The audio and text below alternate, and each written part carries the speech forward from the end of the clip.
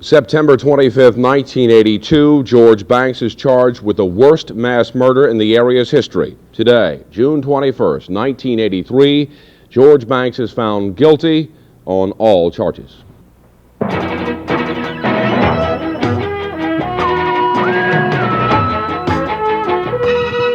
This is Eyewitness News, the area's most complete coverage of today's events, reported by Dean Phillips, Lorri Lewis with the AccuWeather forecast, and Jim Miller on sports. Now, once again, here's Dean Phillips.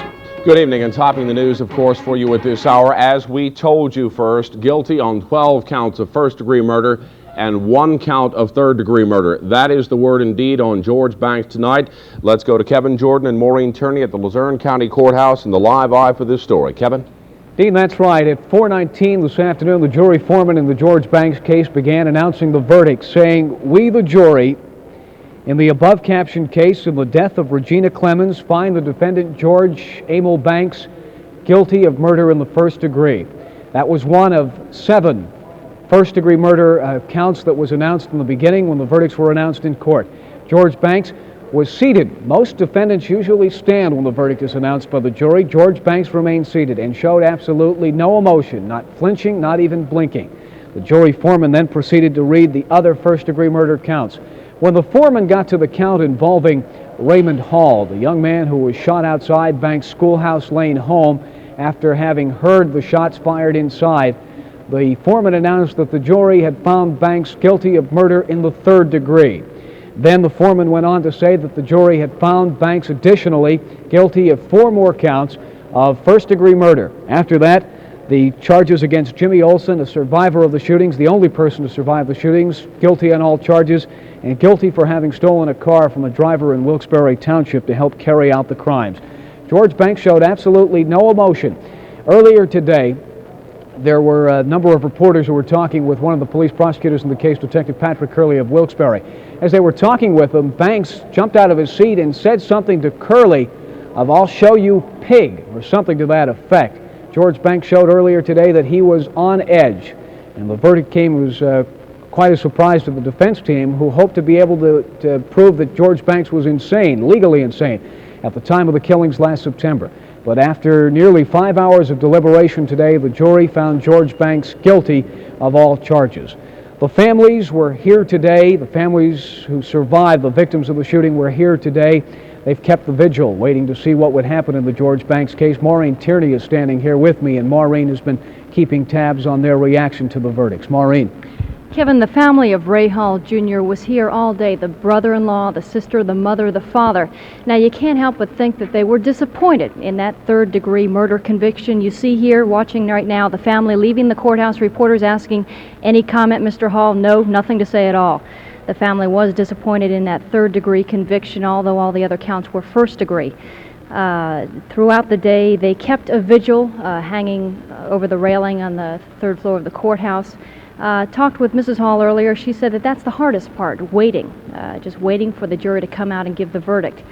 She said she'd be very much relieved when it all came about.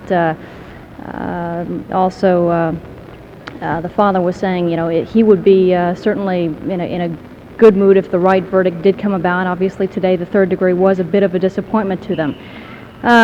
Richard Thompson, the brother-in-law of Ray Hall, who was sitting outside on a porch when he saw the shooting, the gunning down of his brother-in-law. He said today that he, of course, also would be relieved, but it's something he can't forget. And obviously today, with their reaction, not speaking to anyone, it's something they have to mull over for a little while longer. Kevin?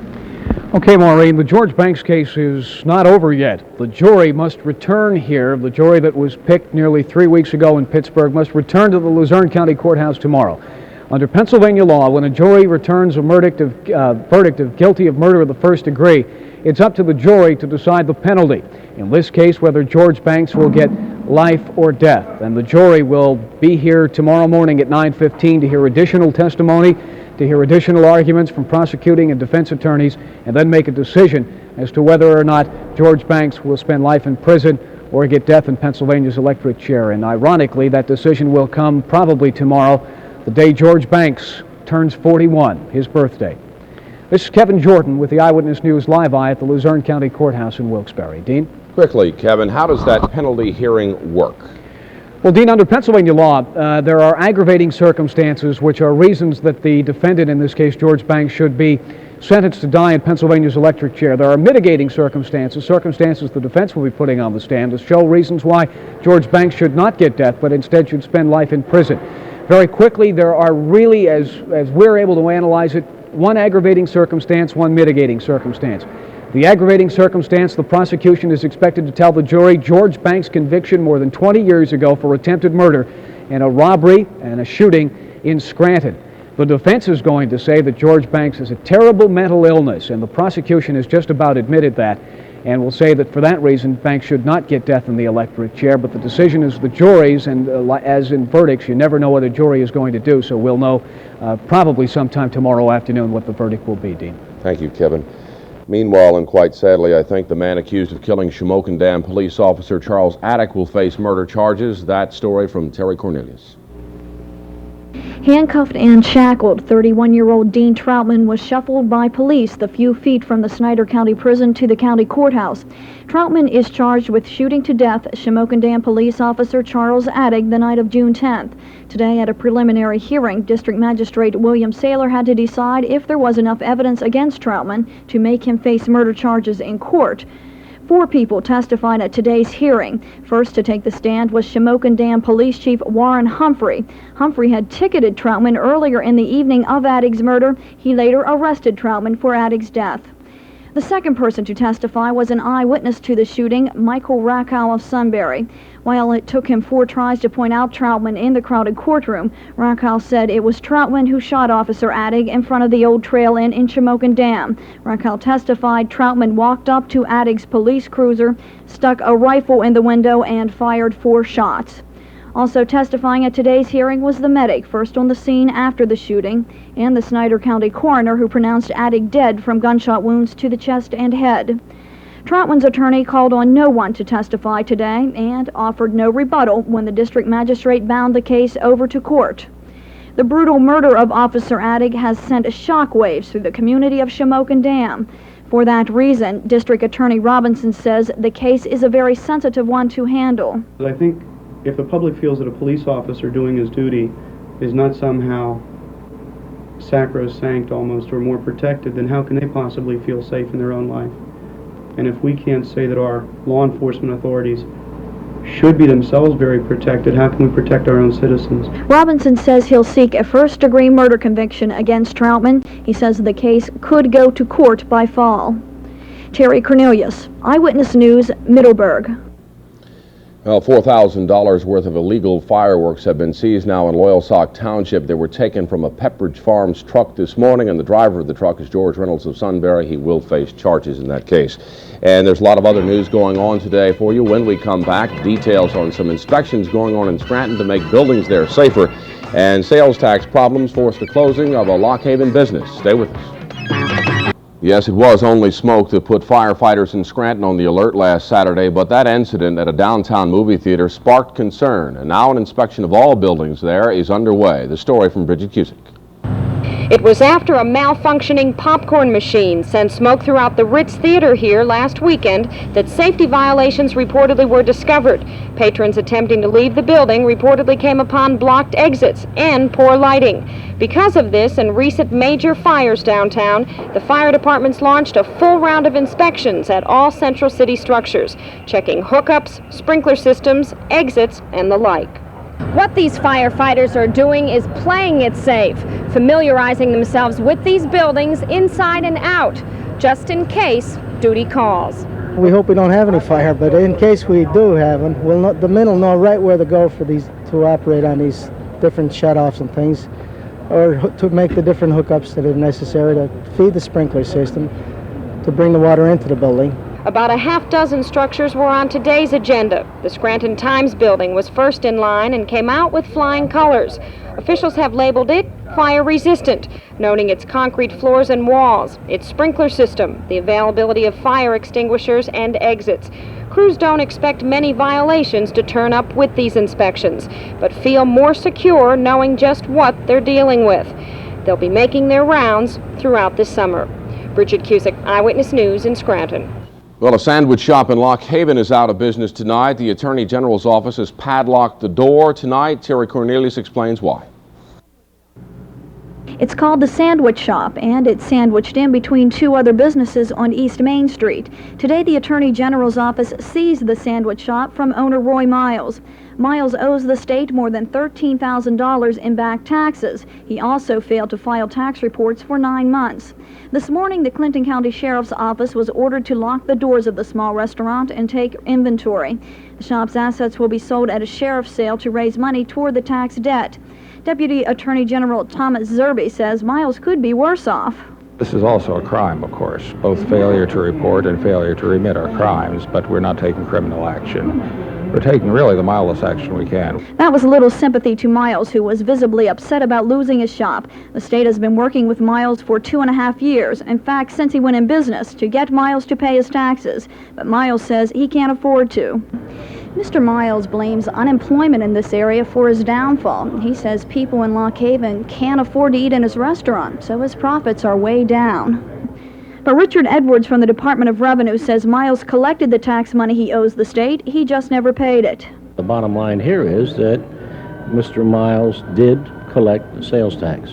That money is to be kept in trust and in turn remitted to the Commonwealth, which he did not do. Miles says he'll try to earn the money to pay his taxes and get his sandwich shop back, but he'll have to convince the state he's serious before they'll help him do it. Terry Cornelius, Eyewitness News, Lock Haven. How about some good news? First day of summer arrived today. Rain in the morning, but nice in the afternoon, and the national map indicates a high-pressure system will bring us more good weather ahead. Lorri Lewis is next. Hold on. I jumped the gun. We can't get to the good news quite yet. Not yet. We do have some disturbing news, although not bad news. No one was injured. Flooding in Union County last night. Remember we were talking about how the west branch of the Susquehanna River was rising. Well, 18 roads were closed in Deer Township, Mifflinburg, Lewisburg, and Watsontown. The flooding was caused by runoff from the rain and also Bull Run Creek, White Deer Creek, and Buffalo Creek. Approximately 30 cellars had to be closed, and those roads are now open. But nobody hurt. Nobody hurt. Ready for the good news? Yeah, sure am. We can't promise a good weekend, but it certainly does look promising. Looking good. Yeah, it looks very good. Okay. Right now in the Wilkes Barre Scranton area, 79 degrees. We're under partly cloudy skies, and the winds are east-northeast at 9 miles an hour. Humidity 47%, barometer holding steady at 30.25, and the river level Susquehanna at Wilkes Barre 7 this morning was 3 feet and on its way up. Sun will come up tomorrow morning at 5:31, and it's going to set at 8:40. Our high for today was a lovely 80 degrees, and that is right where we should be for this time of year, right on the nose, and the low was 4 degrees off, 62 degrees. Readings from around the port areas this evening: Rockport 73, Port Clinton 69, Port Anne 74, 70 degrees in Port Carbon, and the warm spot this evening is Williamsport with 75 degrees. Color-enhanced satellite map in motion. We can see our jet stream cutting off and right over us, but that is allowing some warm air to creep up into the area to keep our temperature right where it should be for this time of year. And as the day goes on, the clouds are going to clear out of the western portion of the state and also central Pennsylvania, but the clouds will hang around the northeast, and we do have a few breaks in the clouds, and that's good news because tonight our skies are going to become totally clear. Let's see it all on the national map. We have much the same picture on the national map today as we did yesterday. In fact, the only thing that's moved is the cold front, pushed a little bit southward, and also the precipitation area has also diminished. The high pressure system north of New York State is what is pushing the front southward, and this high is going to dominate our weather at least through the AccuWeather forecast. That's good news. We're expecting sunny skies during the day and warm, hot, and then warmer all the way through. We have temperatures in the upper 80s tomorrow, 90 for Thursday and Friday. Saturday and Sunday don't look too bad either.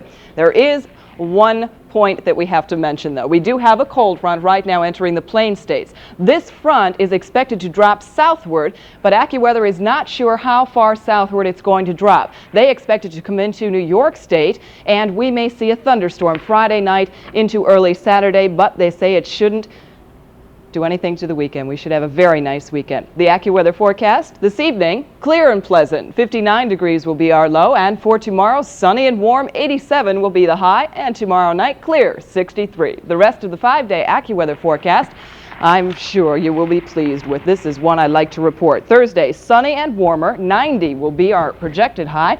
Friday, sunny and hot, 90 again. Saturday, sunny and warm, 86. And Sunday, sunny and warm and 86. How about that? I like warm weather. That's not bad for the first day of summer, Not even bad though at the all. first day wasn't too good, but the rest of the forecast is great. You promised, you delivered. Okay. High school seniors will showcase their talents locally tomorrow night in the Unico Football Classic. Jim Miller has that story and the latest on Larry Holmes up next. Hold on. Yes, friends, the East is the heavy favorite, but the West will be there. Well, it's been a while since the West has won this game, but to a man they said, we'll be there tomorrow night. We'll show up and play some darn good football. It will be a night to showcase high school football talent tomorrow night when the 32nd annual Unico All Star Football Classic takes place at Valley West Spartan Stadium. As usual, game proceeds will be donated to several charities throughout the area. This is the 1982 Unico football game. It is always a top-notch attraction. The Eastern All-Stars once again go in as a solid favorite to post another victory in the annual Summer Classic. It will also be a night that will give the Senior All-Stars one more shot at playing in front of the hometown fans. One of several greats on hand for the event will be Bob Pellegrini, a former Outland Trophy winner at Maryland and a member of the Philadelphia Eagle team that won the World Championship back in 1960. Pellegrini is the honorary captain for this game and is looking forward to a big night of competition. Well, you can't bring these days back. I mean, I'm gonna show remorse and regret tomorrow watching these. George Banks, the jury says tonight he should die in the electric chair.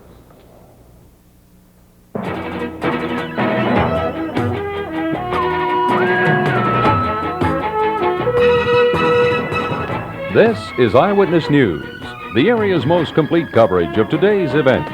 Reported by Dean Phillips, Lorri Lewis with the AccuWeather forecast, and Jim Miller on sports.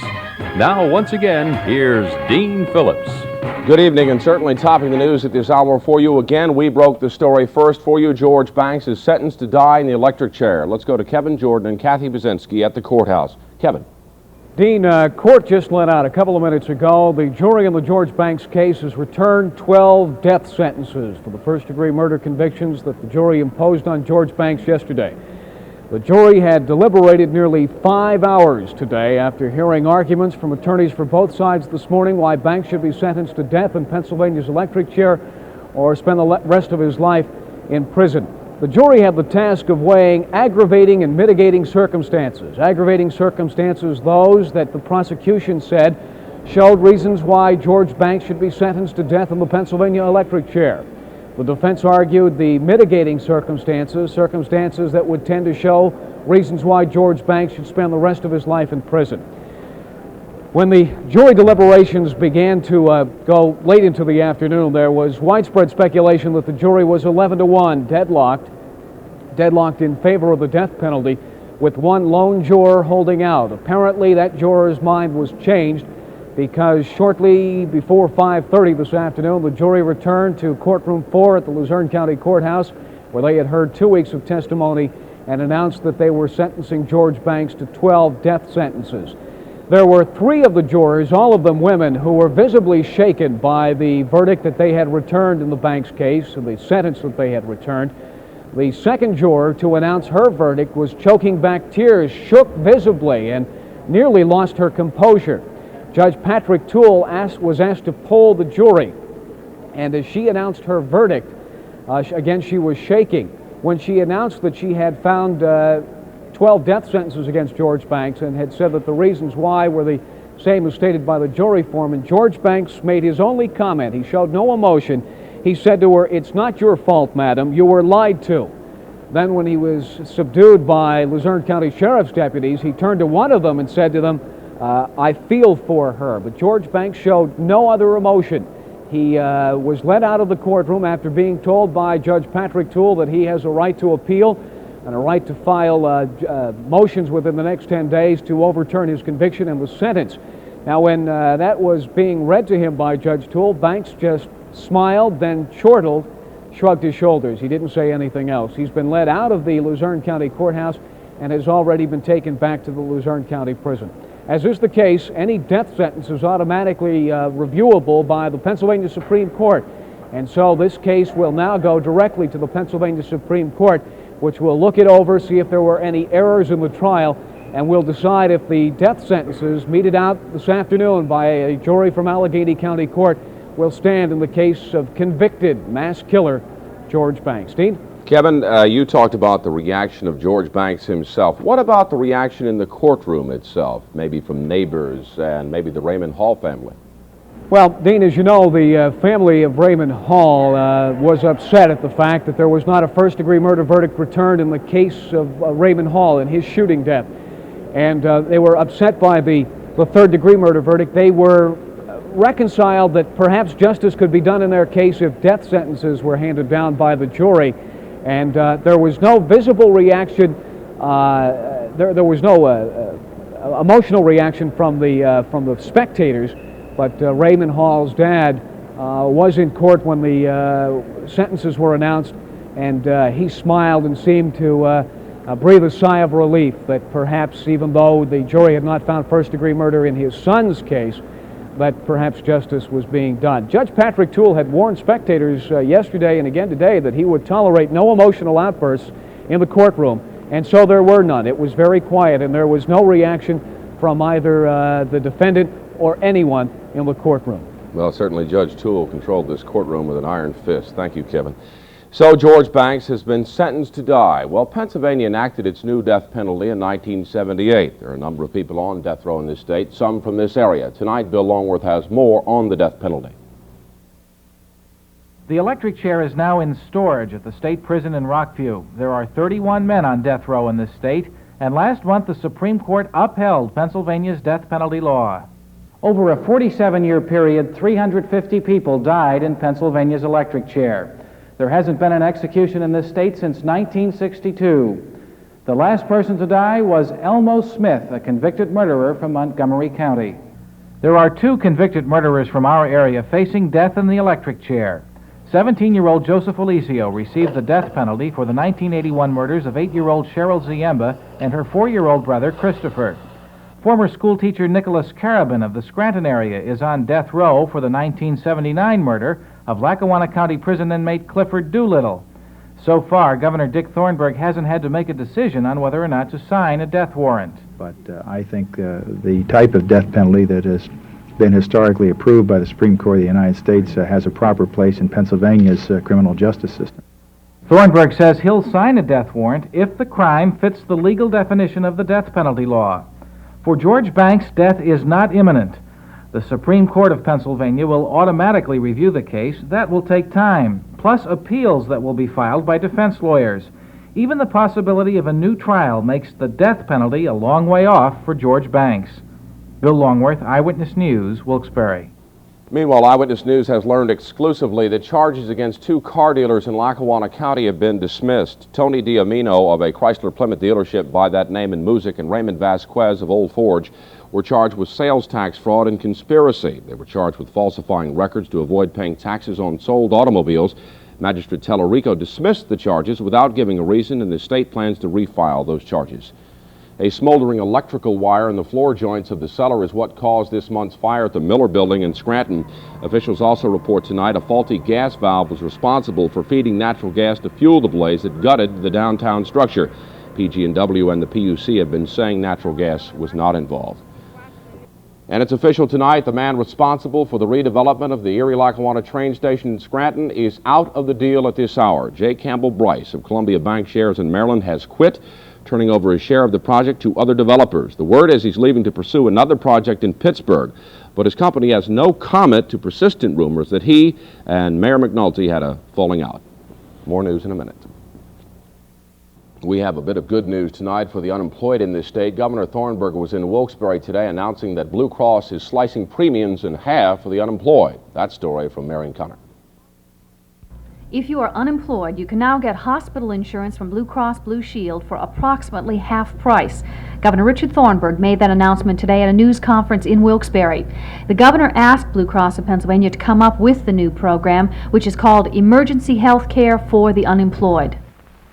The private sector has responded with an innovative program the first and only one of its kind in the nation, one that fills the gap for those persons who are unemployed presently and who nonetheless have to deal with the problem of health care. The half-price premium will cover up to 15 days of hospitalization and hospital doctor bills.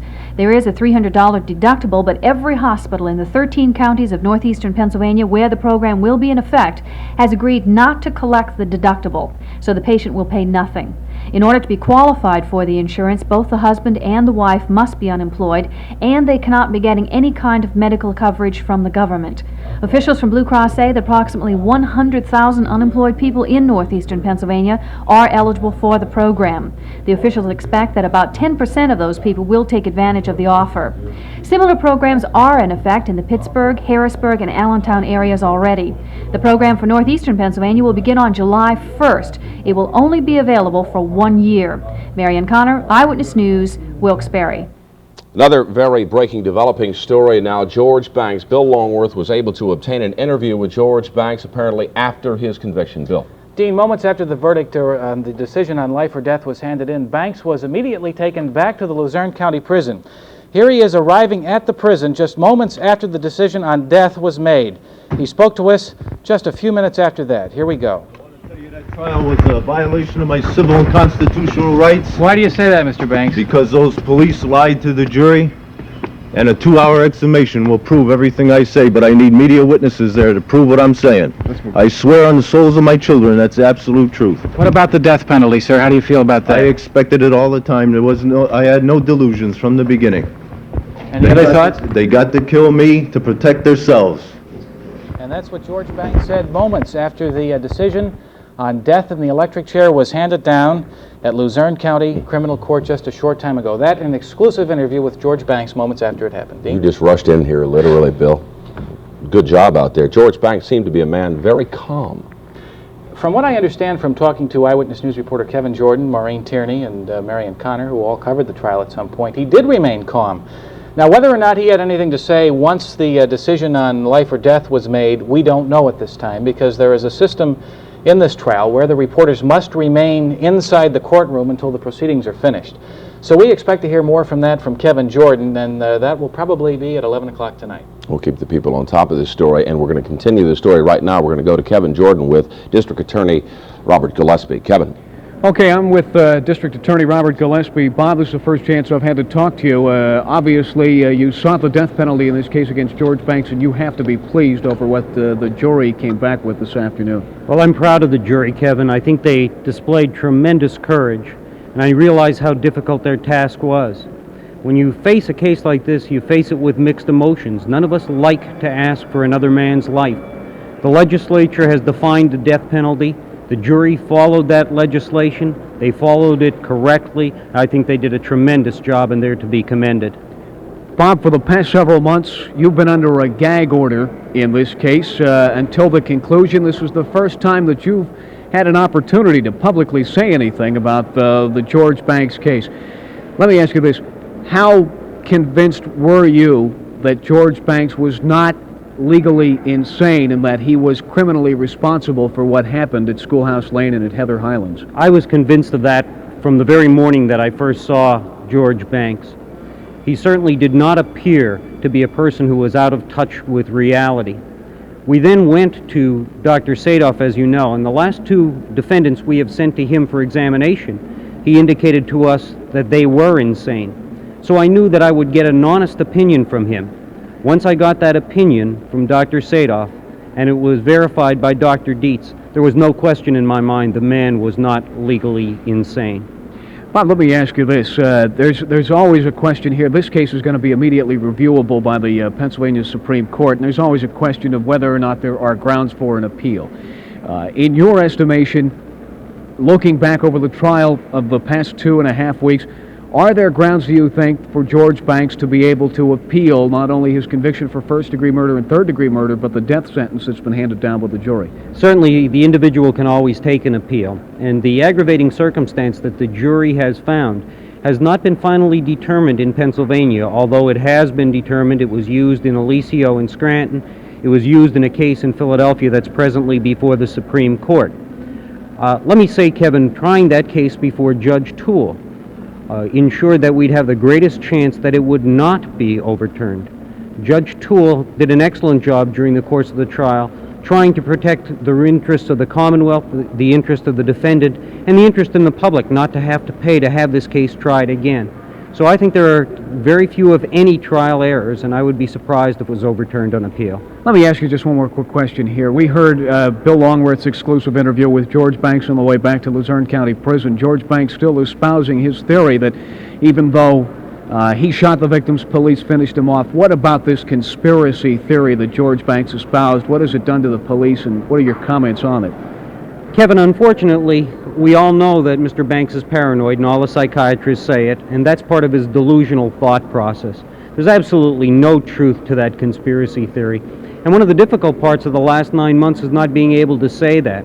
I think the most unfortunate part of it, however, that there are people outside this community who do not know our police, who do not know our office or the coroner's office, and they may consider that it may be true. And it's just unfortunate because it is not. Okay. Thank you, Bob. Thank you, Kevin. That's District Attorney Robert Gillespie reacting now to news within the last hour that George Banks has been sentenced to 12 death sentences by the jury from Allegheny County. Dean? That's what he fought for. Thank you, Kevin. Thank you, Bob. We'll be right back.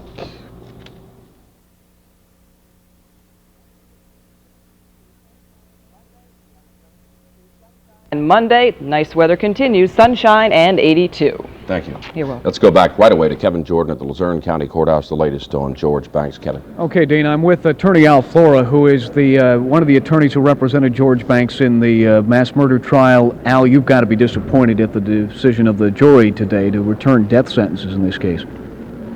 Kevin, let me tell you something. That jury displayed more courage than ever I could. And as far as I'm concerned, though I'll continue to represent George Banks, I'm going to respect that jury's decision, and I'm not going to second-guess him. Al, one of the problems you had in this trial was the fact that you were espousing one theory, that George Banks was not legally sane, was not criminally responsible for what he did. Your client was espousing another theory, that is, even though he shot the victims, the police finished them off, the so-called conspiracy theory. How difficult did that make your job? Impossible. That's all I can say. It was just a totally impossible way to proceed in this case. We've talked to your client on his way back to prison. He continued to espouse that theory. What about now, although this is automatically reviewable by the Pennsylvania Supreme Court, what about an appeal? An appeal will be taken by the Public Defender's Office in this case, and we will continue to represent Mr. Banks. Let me ask you quickly, what are the grounds on which you might appeal? What is a major ground? I know it's soon, but what might be a reason to appeal this verdict? Kevin, I really don't know at this point. I just can't tell you. Okay. Thank you, Al. Thank you, Kevin. That's Assistant Public Defender Al Flora reacting to the George Banks case, which has been wrapped up here at Luzerne County Court this afternoon. Dean? He seems to be a frustrated man. I guess he's going to be frustrated possibly in his next defense of Banks. Where will he go? How can he control George Banks? Well, to say that the defense was frustrated in this case would be the understatement. You know, the man who stood next to me just moments ago, Al Flora, at one point just showed the frustration that the defense went through during the trial. When he broke down in tears, Banks made it nearly impossible for his lawyers to represent him. And you have to feel for the defense team here, who tried to give George Banks every possible chance they could, and to be frustrated at every possible turn by the defendant himself. So, yes, they're frustrated, Dean, but again, they'll continue to represent him, and there will be an appeal. Thank you, Kevin Jordan. And Attorney Al Flora will be right back. There is other news besides George Banks tonight, and this is good news. And it's a football game, and all the proceeds go to local charity. That's the best news of all. That summer football showcase called the Unico High School Classic takes place tonight when thousands of area fans fill Valley West Stadium for the 32nd annual event. Kickoff time is set for 8 p.m. It will be the heavily favored East team looking to hand the West another setback. As usual, the All-Stars from the East go in as strong favorites to win and have dominated this series over the past few years. The squad is loaded with outstanding talent that has the ability to put tremendous pressure on, whether it's the offense or defense on the field. Head coach J.P. Mack of Coughlin says being the favorite once again in no way puts pressure on the club once the action gets underway. No, not at all. I think it's probably the loosest game I've ever coached in my life, probably. There's no pressure on the game at all, except we're a little bit of a favorite, and we definitely better come through because of that. Meanwhile, the West, under the leadership of Valley West head coach Jim Fennell, is used to the role of the underdog. Despite several no-shows this year, practice has gone extremely well. I'd say we're as ready as they are. The only thing I see different in the ball game is at the muscle positions between tackle to tackle. I think they have a few more kids than we have, maybe a little bit bigger, you know. But skill-wise, backs, quarterbacks, receivers, I think we match up with them pretty well. And we're as ready as they are. It's still 0-0 at the kickoff. The real winners tomorrow night, the charities who receive the proceeds from this outstanding event, the Unico football players and the community as well.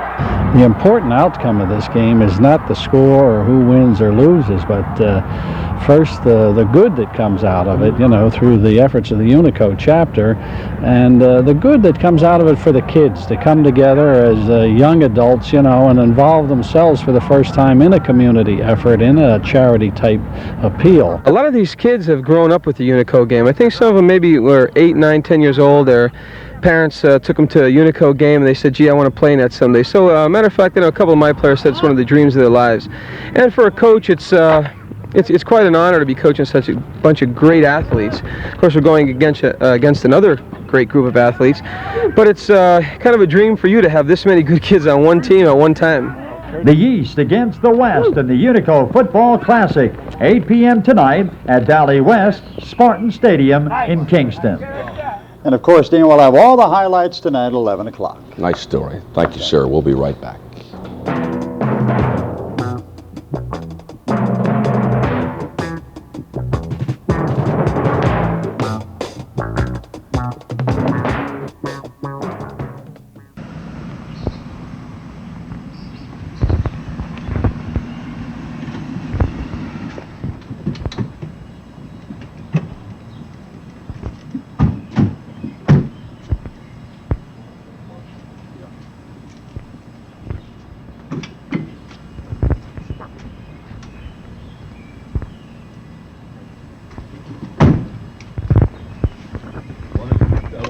That trial was a violation of my civil and constitutional rights. Why do you say that, Mr. Banks? Because those police lied to the jury, and a 2-hour exhumation will prove everything I say, but I need media witnesses there to prove what I'm saying.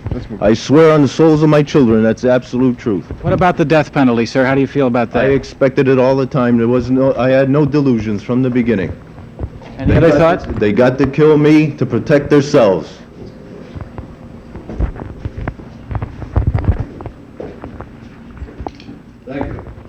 Thank you. We can make this for 6. The people, you guys, were you surprised by this verdict? Dean, I've been in the news business for 10 years. I've got to tell you that the emotion in the courtroom when the death sentences were announced is something more tremendous than I've ever experienced. You know, it would be cliche to say that tension was so thick you could cut it with a knife, but that's exactly what it was. It was just unbelievable, the emotion in the courtroom when those death sentences were announced. To see the pure human emotion, the obviously heart-wrenching decision the jury had to come to, and in making their announcement that they had sentenced George Banks to die in the Pennsylvania electric chair was something I've never experienced. Pure emotion, as you say, and yet, strangely, George Banks remained calm throughout the whole time. Thank you, and maintained his Kevin. innocence. That's right. Okay. That's a look at it. Stay tuned now for the NBC Nightly News with Roger Mudd, and of course, throughout this night, we'll be updating you on the sentencing to die for George Banks. Good night.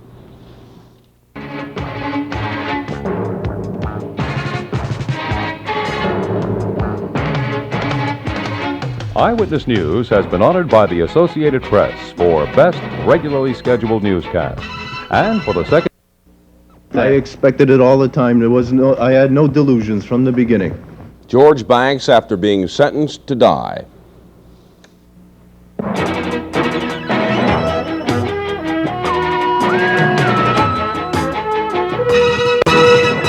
This is Eyewitness News Tonight, the area's most complete coverage of the day's events, reported by Dean Phillips, Lorri Lewis with the AccuWeather forecast, and Jim Miller on sports. Now, once again, here's Dean Phillips. Good evening, and topping the news at this hour for you. Yesterday, we told you first that George Banks was convicted, and today we told you first that George Banks was sentenced to die. Tonight, we have 5 reports from members of the Breaking Eyewitness News team, beginning with Kevin Jordan on the actual sentence. During today's penalty hearing, the jury heard defense attorney Joseph Sklarowski argue that George Banks' life should be spared. District Attorney Robert Gillespie Jr. that it should be taken. The jury deliberated for nearly 5.5 hours before returning their verdict. Then, in a clear and strong voice, jury foreman Thomas Borey announced, "We, the jury, unanimously sentence the defendant to death." As it had yesterday, attention shifted to Banks. He displayed no emotion. The foreman repeated the verdict 11 times, a total of 12 death sentences. The defense asked for a jury poll. During the poll, a female juror broke up while announcing her verdicts, and for the first time, Banks spoke, saying, "It's not your fault, madam. You were lied to." Then, after Judge Patrick Toole told Banks of his right to appeal, Banks was led out of court and back to jail. Afterward, lawyers for both sides, out from under a gag order for the first time in months, reacted to the verdict in death sentences. It's always a very difficult decision to make, to ask the jury for that, and I think the jury did a tremendous job setting aside their emotions. I think that's the most difficult thing for a jury to do during a death case. With regard to the death penalty, certainly the enormity of what had taken place, so many lives, so many children, I think that was most difficult for them to overcome and turn their face away from that and not sentence him to death. I think this case is a tribute to the professional manner in which the police handled this case from the very beginning, since 2:30 a.m. on September 25th, 1982. The courage that jury displayed was far more courage than I ever had. To that jury, they believe justice was achieved today. That is a decision that I will respect today, tomorrow, and forever. And on his 41st birthday, George Banks was taken back to prison to await transfer to death row. Kevin Jordan, Eyewitness News. When one is sentencing a man to death, one does not work hurriedly. This is Kathy Bozinski. After today's sentencing, jury foreman Thomas Borey said that condemning George Banks to death, any man to death, is an overwhelming task. The jury's only salvation, following the law. It wasn't easy. As I said, and I'll say again, when I went into the jury room, as did some other jurors, we in our hearts had imprisonment. But legally, looking at the issues legally, devoid of emotion, looking at the aggravating as opposed to the mitigating circumstances, we had no other choice legally. Borey says that a number of his fellow jurors were reluctant to prescribe death. What changed their minds? Said it was the aggravating circumstance of the 12 killings that outweighed the mitigating circumstance of the mental illness. Tonight, while Borey says that defense attorney Al Flora was most eloquent in his presentation, it was the prosecution under District Attorney Robert Gillespie which presented the hard facts which mandated a sentence of death. Kathy Bozinski, Eyewitness News Tonight. This is Maureen Tierney. It's been 9 months of waiting and watching for the families of the victims of George Banks. The family of Ray Hall stood vigil in the courthouse while the jury decided the fate of Banks. Staring out into the rotunda, mostly silent, on their faces the memory of the night the 24-year-old was gunned down outside a house on Schoolhouse Lane. After the death sentence was read, Ray Hall Sr. said he was disappointed in Banks' third-degree murder conviction for the death of his son. Definitely. You don't walk up in the street and shoot a guy that's a witness and come off with third-degree murder. I'm dissatisfied with it, But he says the death penalty is small consolation. nothing is going to help what we lost. This isn't going to help us. Jimmy Olsen is the only survivor from the night of the mass murders. He was shot in the chest and spent 3 days in critical condition. I was pleased when I first heard it. Yeah. I thought he was going to get life in prison. But then when I heard, that he was getting the death penalty, I was pleased. I think he deserved it. He says he can rest easier now, even though he still has nightmares about that night last September. Maureen Tierney, Eyewitness News, Wilkes Barre. The electric chair is now in storage at the state prison in Rockview. There are 31 men on death row in this state, and last month the Supreme Court upheld Pennsylvania's death penalty law. Over a 47-year period, 350 people died in Pennsylvania's electric chair. There hasn't been an execution in this state since 1962. The last person to die was Elmo Smith, a convicted murderer from Montgomery County. There are 2 convicted murderers from our area facing death in the electric chair. 17-year-old Joseph Alicio received the death penalty for the 1981 murders of 8-year-old Cheryl Ziemba and her 4-year-old brother Christopher. Former schoolteacher Nicholas Carabin of the Scranton area is on death row for the 1979 murder of Lackawanna County prison inmate Clifford Doolittle. So far, Governor Dick Thornburg hasn't had to make a decision on whether or not to sign a death warrant. But I think the type of death penalty that has been historically approved by the Supreme Court of the United States has a proper place in Pennsylvania's criminal justice system. Thornburg says he'll sign a death warrant if the crime fits the legal definition of the death penalty law. For George Banks, death is not imminent. The Supreme Court of Pennsylvania will automatically review the case. That will take time, plus appeals that will be filed by defense lawyers. Even the possibility of a new trial makes the death penalty a long way off for George Banks. Bill Longworth, Eyewitness News, Wilkes Barre. After he was sentenced to die, George Banks was taken back to the Luzerne County Jail. Surprisingly, the man who had shown emotion in the past showed little here, sticking with the story that he did not act alone in the murders of 13 people. This exclusive interview obtained by Eyewitness News reporter Bill Longworth. It was a violation of my civil and constitutional rights. Why do you say that, Mr. Banks? Because those police lied to the jury, and a 2-hour exhumation will prove everything I say, but I need media witnesses there to prove what I'm saying. I swear on the souls of my children, that's the absolute truth. What about the death penalty, sir? How do you feel about that? I expected it all the time. I had no delusions from the beginning.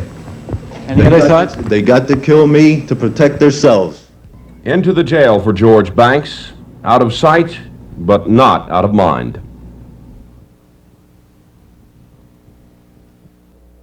Late word tonight, state police in Gibson say 2 people have been killed following a small plane crash in northern Susquehanna County. The Cessna plane apparently went down just after taking off from the Kirkwood Air Park south of Binghamton, New York. The identities of the victims have not been released. As we told you at 6 tonight, one of the men responsible for turning some of Scranton's dreams into reality is packing up and leaving town. J. Campbell Bryce, the man behind the Erie-Lackawanna train station, is going after bigger things. That story from Bridget Cusick. It's no secret J. Campbell Bryce, the man responsible for bringing about the redevelopment of Scranton's train station, has been unhappy with the city's administration since the project's start.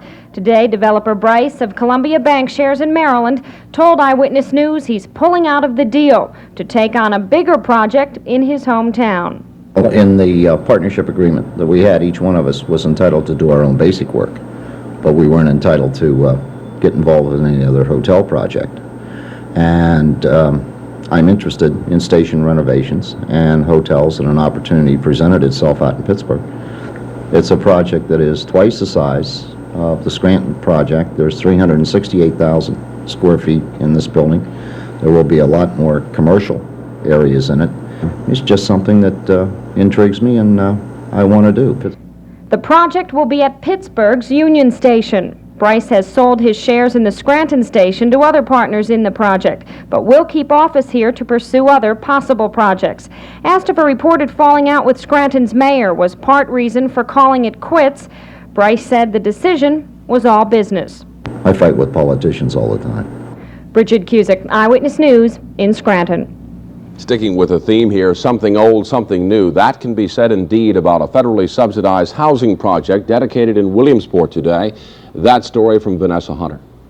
Little more than a year ago, this section of 2nd Street was considered by some to be about the worst eyesore in the city. Today, it looks like this. The developer, Tobias Schindler, says the area can now serve as a credit to the city, and the tenants are especially happy in their new environment. These Victorian-style homes, commonly referred to as Workers' Row, were built in the late 1800s and have been certified by the state as historic structures. Schindler says he's attempting to have the homes placed on the National Register of Historic Places and says there are good indications that the designation is forthcoming. comparing them to what existed there when they were really so blighted, I frankly am surprised that the architect was able to design and develop something that came out as beautifully as it did, and I'm very pleased that we had a contractor who was able to translate those drawings into the beautiful product that we have now. Private dollars and funding from the city and the Department of Housing and Urban Development made this project possible, and a HUD official who viewed the site appeared extremely pleased with the results. Plans are in the exploratory stage for another housing-type development, and although he didn't elaborate, Schindler says it will be a little different than what you see here. Vanessa Hunter, Eyewitness News, Williamsport. And when we come back tonight for you, Lorri Lewis clues us in on the good weather news. Today was beautiful. The rest of the week looks just as good. Lorri says we owe thanks to a big high-pressure system over the northeast. Stay tuned. What a beautiful day, at least in the weather. Very, very nice day. But according to a wire that we have, the teletype, this takes a while. You have to think about this. Weather advisory, it says, the nation's weather has been delayed.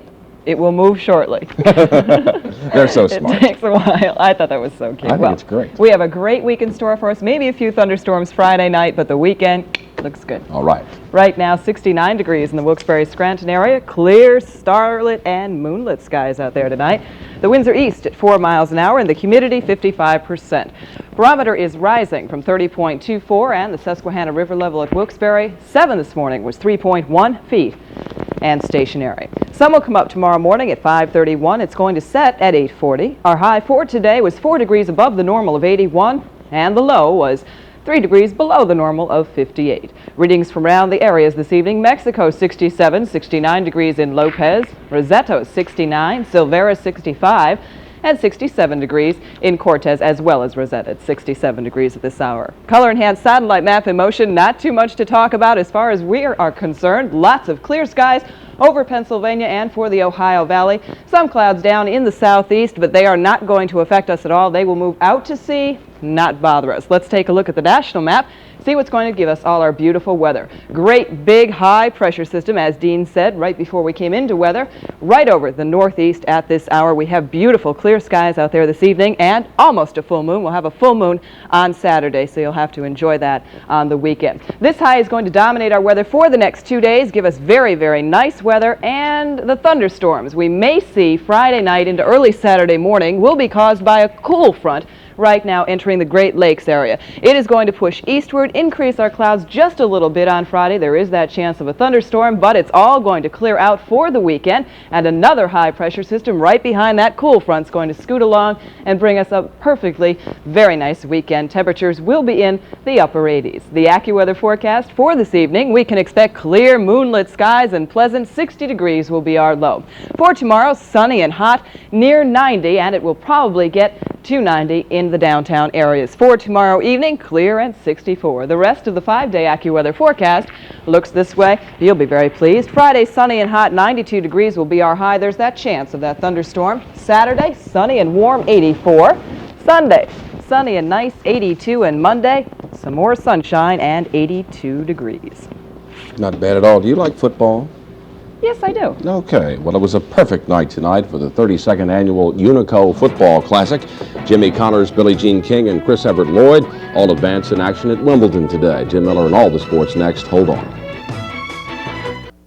Somewhat of a surprise here, but two very good football teams showed up tonight. Yes, a lot of people said 3 touchdowns. The East would win. The West lost by 5 points tonight, and they could have won at the end. Well, tonight was a very big night for high school football as the East met the West in the 32nd annual Unico All Star Classic at Valley West Spartan Stadium in Kingston. The final in this one, the East won it 19-14. Now the highlights from tonight's championship action. The heavily favored East team came off the mark early in this game. First possession from their own 25. Pittston area tailback Sam Falcone takes the handoff and with a great piece of broken field running, takes the football 45 yards down to the Western All-Stars 20-yard line. Then several plays later, Falcone gets the call once again and slashes his way 2 yards for the score, and the East went out in front of the West 7-0. Following a West punt, the high-powered East offense went to work one more time. The short-sided pitch out to GAR tailback Tony Tolbert. And last year's leading rusher and scorer showed his stuff once again to a good crowd at Spartan Stadium. 52 yards for the score, and the East led the West 13-0. Late in the first half, the West got untracked on offense as Wyoming area's Jamie Kutzer at quarterback goes deep down the right sideline, and Tom Romanowski of Valley West makes a circus catch. The play covered 44 yards, and the West was in business. Several plays later, Crestwood's Matt Lavigna turns the left side for the score from 8 yards out, and that cut the East lead down to 6 points at halftime, 13-7. Former Pittston area star Jimmy Cefalo was honored in ceremonies at halftime, and the Miami Dolphin wide receiver says the Unico game is something special for him. Well, it is nice to come back, especially under these circumstances. The Unico has been very good to me over the years, and it's nice to come back to this event all the time. What does it mean to a football player on this level to participate in something like this? Well, this is where it all begins. Probably the most important part of football is the high school level. That's where all the talents are developed. And when I think of my football beginnings, they all come back to Pittston area and stadiums like this one. In the third quarter, the West drove 70 yards and consumed more than 9 minutes without scoring. And the play of the game was made by GAR's Bob Wren. A jarring tackle at the goal line knocked the football away, and that stopped the drive and a sure touchdown. In the fourth quarter, the West came back one more time as Valley West quarterback Matt Zolotank blasted over from the 1-yard line, but time ran out, and the East managed to fight off a determined West comeback in the second half to win the 32nd annual Unico Football Classic tonight, 19-14. This was day number 3 of the Wimbledon Tennis Championships in London, and most of the big guns faced second-round matches. And this one, 10th-seeded Billie Jean King defeated former NCAA champion Beth Herr 6-7, 6-2, 8-6. King won the first set tiebreaker 7-4 over the Southern California star, and that seemed to turn the match around in her favor. Meanwhile, in another women's match today, second-seeded Chris Everett Lloyd rolled over Marcella Mesker of the Netherlands. The score in that one was 6-4, 6-2 to advance to further competition. Other winners today, third-seeded Andrea Yeager, seventh-seeded Wendy Turnbull, 11th-seeded Barbara Potter, 15th-seeded Kathy Rinaldi. Men's winners today, top-seeded Jimmy Connors, 5th-seeded Mats Wielander, 12th-seeded Kevin Curran, and 13th-seeded Brian Gottfried. Major League Baseball action today and tonight. First, the National League this afternoon. It was Cincinnati over San Francisco 4-2. First of 2, the Mets over St. Louis 6-2. The Mets also won the nightcap 2-1. Tonight, Tim Raines hit a grand slam home run off Al Holland in the last half of the 9th inning. The Expos beat the Phillies 4-0. Elsewhere, Pittsburgh over Chicago 5-2. In the 7th, Houston is leading Atlanta 2-1. Just underway out west, San Diego at Los Angeles.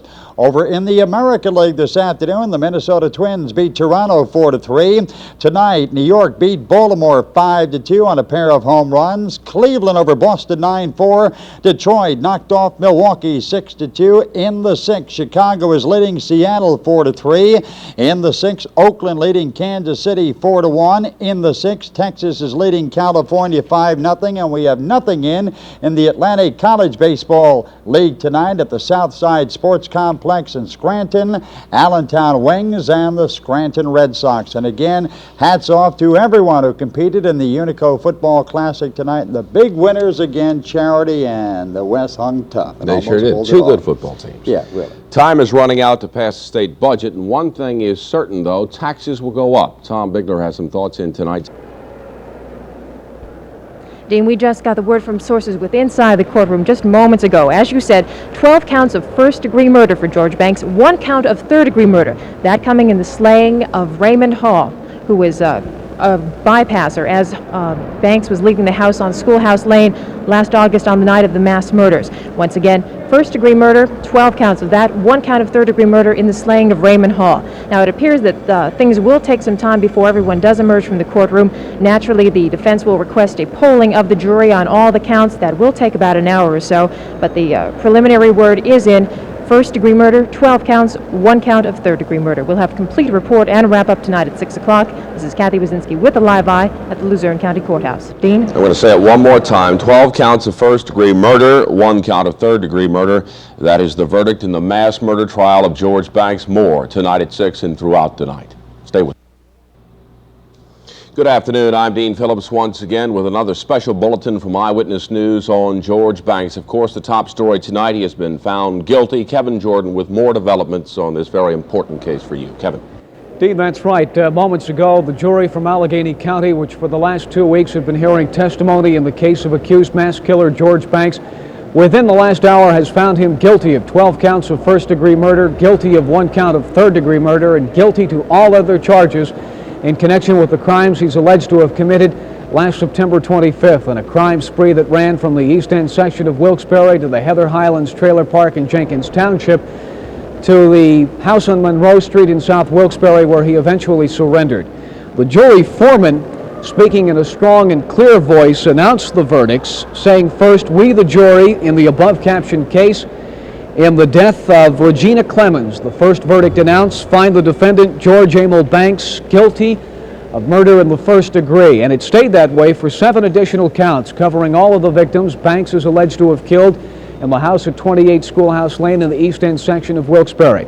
But when the jury foreman came to announcing the verdict in the case of Raymond Hall, the death of Raymond Hall, the young man who was standing outside Banks' house and who said to Banks, "Hey, I know you," and whom Banks is allegedly said to have told, "You'll not live to tell about this," the jury announced that it had found Banks guilty of only third-degree murder in that case. The verdicts were then announced of first-degree murder in all other cases, including the ones in Jenkins Township, then guilty of all other crimes, including the attempted murder of James Olson. George Banks showed no emotion when the verdict was read, said nothing to court, and has already at this hour been returned to the Luzerne County Prison. There will be a penalty hearing tomorrow in Luzerne County Court. The jury decides whether George Banks gets life in prison or death in the electric chair. Dean? Kevin will have live coverage again at 5:30, and of course at 6 o'clock we'll have a number of live reports on the story of George Banks. Guilty George Banks. Good afternoon, I'm Dean Phillips, and this is a bulletin from Eyewitness News. Let's go to Kathy Bozinski at the Luzerne County Courthouse on the latest on the fate of George Banks. Kathy. Dean, it appears that a decision on the fate of George Banks may be very well at hand. Just moments ago, all the principals in the case were summoned forth to the third-floor courtroom, and the jury is, even as we speak, entering the courtroom, about apparently to deliver their verdict. Once again, as the latest report we had learned, our sources told us that the jury was deadlocked 11-1 in favor of the death penalty. That was about an hour ago. Things may have changed in that. We will know momentarily, so we will continue standing by live here. At any moment, we will probably have a decision on the sentencing of George Banks. This is Kathy Bozinski with the live eye at the Luzerne County Courthouse. Dean?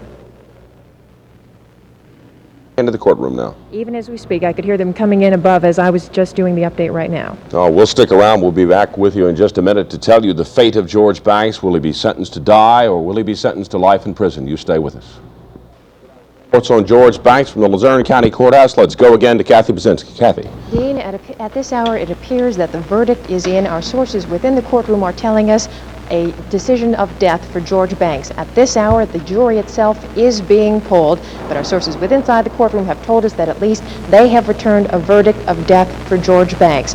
Now, once again, it will take a while for the polling of the jury and a number of other formalities, but at this point, we can tell you that George Banks is receiving the death sentence in the murders of 13 people in Jenkins Township and Wilkes-Barre last fall. We will have complete details coming up for you in just a few minutes on Eyewitness News. This is Kathy Bozinski, once again with a death verdict for George Banks from the jury from Allegheny County coming just moments ago in Luzerne County Court. Dean?